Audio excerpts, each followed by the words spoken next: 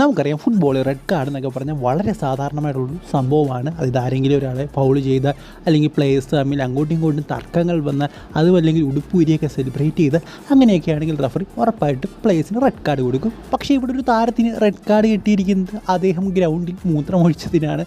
എന്തായാലും എന്താണെന്ന് കാര്യം ഞാൻ ഉറപ്പായിട്ട് നിങ്ങളോട് പറയാം. അതിലേക്ക് പോകുന്നതിന് മുമ്പ് നിങ്ങളുടെ ലൈക്ക് എന്ന് പറയുന്നത് ഭയങ്കര ഇമ്പോർട്ടൻ്റ് ആണ്. 200 നമ്മുടെ ലൈക്കിൻ്റെ ടാർഗറ്റ്. എല്ലാവരും അതിലേക്ക് എത്തിക്കുമെന്ന് വിചാരിക്കുന്നു. പിന്നെ 10K സബ്സ്ക്രൈബേഴ്സ് ലോഡിംഗ് ആണ്. സോ അതും നിങ്ങൾ ചെയ്യും എന്ന് തന്നെ വിചാരിക്കുന്നു. അതായത് ഒരു 2 സെക്കൻഡ് സമയം മാത്രം മതി. ഒരു ലൈക്ക് ഒരു സബ്സ്ക്രൈബും ചെയ്യാൻ. പെറു തേർഡ് ടയർ ലീഗിലാണ് ഈ ഒരു സംഭവം നടക്കുന്നത്. അതായത് അത്ലറ്റിക്കോ അബാഹൂനും അതുപോലെ തന്നെ കോസ്റ്റലൈസ് എന്ന് പറയുന്ന ആ ഒരു 2 ക്ലബ്ബുകൾ തമ്മിലായിരുന്നു മത്സരം എന്ന് പറയുന്നത്.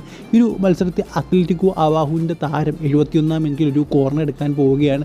അപ്പോഴാണ് ഈ ഒരു കോസ്റ്റേഴ്സ് എന്ന് പറയുന്ന ഈ ഒരു ക്ലബിൻ്റെ താരത്തിന്, അതായത് ഒരു ഗോൾ കീപ്പറിന് പരിക്ക് പറ്റി അവിടെ കിടക്കുന്നത്. എന്തായാലും പരിക്ക് പറ്റി അതിന് ചികിത്സ ഇങ്ങനെ കൊടുത്തുകൊണ്ടിരിക്കുകയാണ്. ആ ഒരു സമയത്ത് ഈ ഒരു അബാഹുവിൻ്റെ താരം സെബാസ്റ്റ്യൻ മുനോസ് വിചാരിച്ചു ഒന്ന് മൂത്രം ഒഴിച്ചിട്ട്, അതായത് ഒന്നിനെ പോയിട്ട് വന്നിട്ട് എന്താ ഒരു ഫ്രീ അല്ലെങ്കിൽ കോർണർ എടുക്കാമെന്ന് അദ്ദേഹം വിചാരിച്ചു. അപ്പോൾ ആ ഒരു സൈഡിൽ മാറി നിന്ന് അദ്ദേഹം ചെറുതായിട്ട് മൂത്രം ഒഴിക്കാൻ പോയി. ആ ഒരു സമയത്ത് ഈ ഒരു കോസ്റ്റേഴ്സിൻ്റെ താരങ്ങൾ ചൂണ്ടിക്കാണിച്ചു റഫറിന്നുകൊണ്ട് അദ്ദേഹം ചെയ്യുന്ന കണ്ടോ എന്ന്. സോ അപ്പം തന്നെ റഫറി അതുവഴി അങ്ങോട്ട് ചെല്ലുകയും അദ്ദേഹത്തിൻ്റെ ഫ്രണ്ടിൽ റെഡ് കാർഡ് എടുത്ത് കാണിക്കുകയായിരുന്നു. സോ അദ്ദേഹം അന്തം വിട്ട് ഞെട്ടിത്തെറിച്ച് നിൽക്കുകയായിരുന്നു. എന്തിനാണ് ഈ ഒരു റെഡ് കാർഡ് തന്നതെന്ന് അദ്ദേഹത്തിന് മനസ്സിലായി, അതിനാണ് സംഭവം.